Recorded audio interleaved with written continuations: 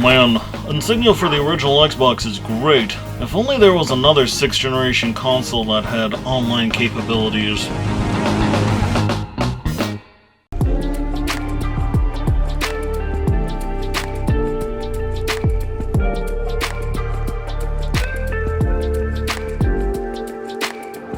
Hello and welcome back to the VideoGame O.R, the series where we show you the process in repairing and restoring all things gaming. Today we'll go over how you can bring back online functionality for most of the PS2 library. This can be done on any stock or modded console just by changing a few network settings. So without any further ado, let's begin the procedure. Now, depending on the type of PS2 you have, connecting it to the internet may require an extra device. However, regardless of the console, you'll need the following: a PS2 memory card, in order to save the network configuration, an Ethernet cable for connecting to the internet, and a game which has a copy of the network setup utility on it. I'll have a link to a list of the titles which feature the app in the description.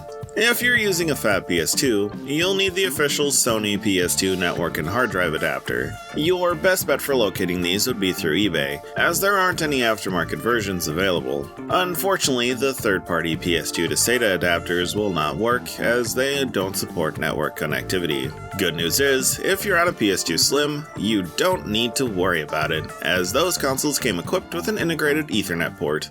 With the required accessories out of the way, let's head over to the PS2 and get online. Start off by connecting the network adapter to your console and inserting the Ethernet cable. If you're on a slim model, simply connect an Ethernet cable to the system. Then insert the memory card, along with a game that has the network utility, and turn on the system. With your PS2 on, connected to the internet, and game loaded, navigate to the multiplayer screen. On the list for network profiles, there should be an option somewhere for you to edit the network configuration. Depending on the game, the button to press may differ. Regardless, press the designated Edit Network Configuration button and wait for it to load the setup utility.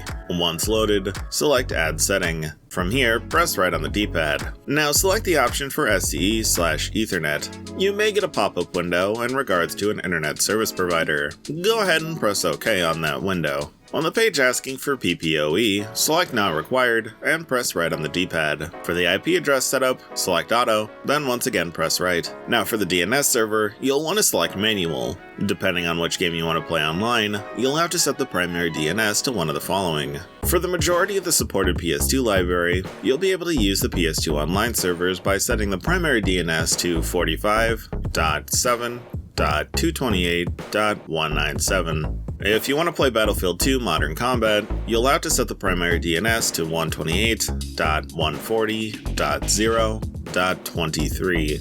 If you want to play Monster Hunter, Monster Hunter 2, or Monster Hunter G, only the Japanese releases of these games currently support online play and can be accessed by setting the primary DNS to 34.75.107.68. And if you're looking to play Mobile Suit Gundam, Gundam vs. Zeta Gundam, you'll need to use 153.121.44.150 as the primary DNS. Regardless of the game, you'll only need to change the primary DNS in order to play online. The secondary can stay as 0.0.0.0. Once you have the primary DNS set according to your game, go ahead and press right on the D-pad to run a connection test. After the test completes, go on and rename this new configuration so it's easy for you to distinguish them in the future. Then simply save your settings to the memory card, at which point you can either create additional configs for the other DNS servers or exit the network setup utility. Going forward, all you'll have to do in order to play online is select the appropriate config for the corresponding game from the in-game network configuration window.